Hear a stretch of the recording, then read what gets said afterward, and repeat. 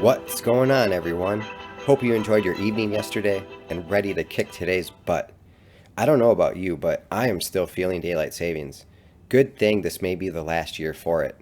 Lots going on everywhere I look. The US sends troops to Australia. The US works with Japan and Australia, participating in military training drills. I'm not ready to start calling for World War III like a lot of people. If the no-fly zone is enabled in Europe, then maybe. If China invades Taiwan, probably. I believe China and the US do way too much business together to fight over Ukraine. Personally, at least for now. The US had to position itself regardless. Even if we don't want conflict, we have to be ready to defend ourselves and to punch back if necessary. Rumors have it influencers are endorsing Hillary Clinton out of nowhere. She is not the answer for Trump, folks. She's insane herself. If you put those two together again, Trump is going to win again. Corrupt as well? Very possible. Does she want war? Absolutely. Zelenskyy, president of Ukraine, the ex-actor, gave us some lines that some are having trouble digesting. He said, "My life today is wonderful. I believe I'm in need. I think that's the most important sense in life, that you're needed. Not just emptiness that breathes and walks and eats something." I understand what he's saying here. It's these reasons he pursued acting. He felt it gave him a sense of purpose, as this does now. I don't believe he's saying he likes war or that he wants a conflict. Zelenskyy is literally fighting for his country, while in America we cancel people and ruin lives over words and a vaccine. And it's not that I'm against the vaccine per se, I'm against the mandates. It's your body, it's your choice. Have you ever heard of Dr. Julie Panis? If I'm saying her last name right. If I'm not, I apologize. Well, me either, until recently. However, I wish I had found her sooner. She's incredibly intelligent and has tremendous courage. Her study is right up my alley in terms of interest. Dr. Julie Panisi is a professor of ethics. Dr. Julie Panisi was dismissed from her teaching position at Huron College at the University of Western Ontario after 20 years on the job. Please look her up, people. I hope who's been so willing to fire someone, excommunicate them, label them, are over the vaccine mandates and found something else to be mad at. Because you know, if that's you, you're always mad at something anyways. Julie's story is the dehumanization of dignity of a person, and I've experienced this. So I hope you're coming to your senses. We all know someone who has joined this mob. The mob mentality, attacking people, canceling people, misleading people. The same people who tell us fracking is bad in America, but then go buy oil from anybody else. Changing the meaning of words. Go read Politics and the English Language by George Orwell. You won't watch the news or listen to politics the same. You'll see certain words have been used and twisted for almost 100 years now, the very same words we throw around right now. If you're new, welcome to the Jay Rooney Show. Thanks for tuning in. Someday, when I have my website ready and a members section only, I'll elaborate on my thoughts and why I feel so much for Dr. Julie Ponisi. So, let's see what's in the Rooney bin today. The DOJ charges 5 individuals for spying on U.S. residents for China. The U.S. Justice Department has charged 5 individuals working on the behalf of the People's Republic of China, or the PRC, secret policing for targeting, harassing, and spying on Chinese nationals living in the United States for their pro-democracy views. We catch China spies all the time. Has anybody ever noticed, or is this just one of those stories that gets out there and constantly gets swept under the rugs? Ukraine's Zelenskyy addresses Congress. He invokes 9/11, Pearl Harbor, MLK, as he pleads for pivotal aid. Ukrainian President Zelenskyy, in an address to Congress on Wednesday, pleaded with the United States to do more by implementing a no-fly zone, providing additional aircraft and air defense systems, and creating new security alliance. I assume everybody listening to a show like this understands implementing a no-fly zone means NATO goes to war, which means we go to war. I understand polls suggest Americans are cool with us going into war. Personally, I'm not. I don't think we should, but what the hell do I know? What's the Wall Street Journal have to say today?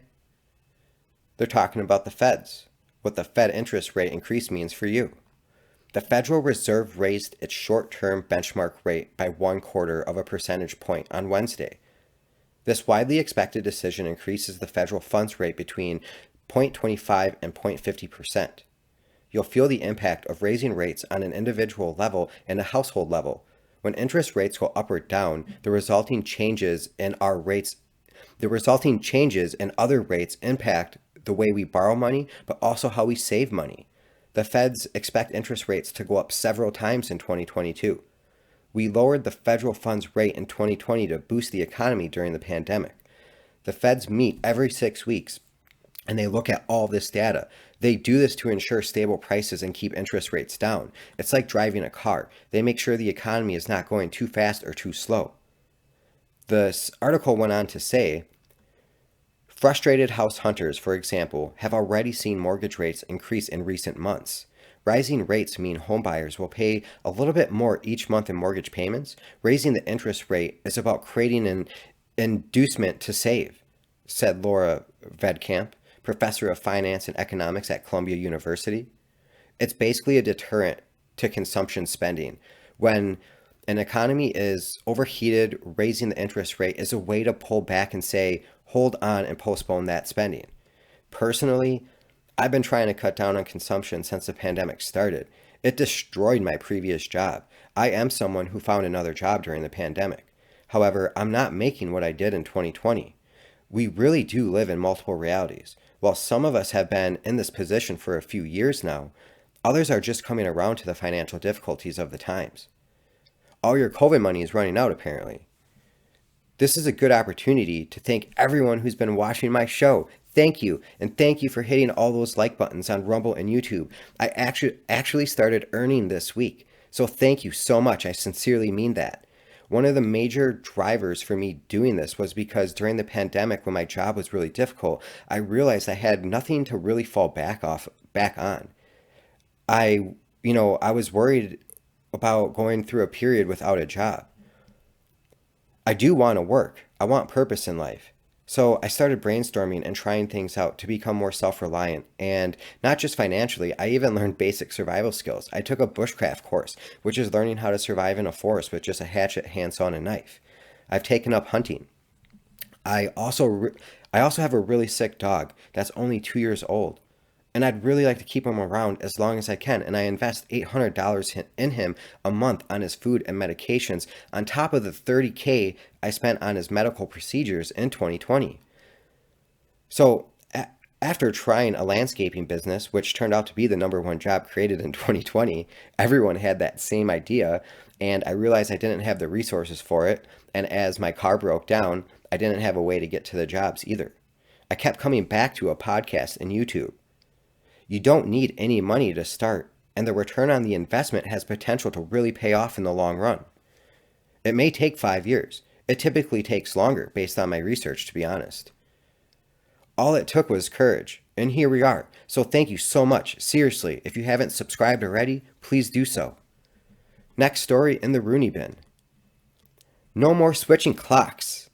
Like I said at the beginning of the show, man, I am sick of daylight savings.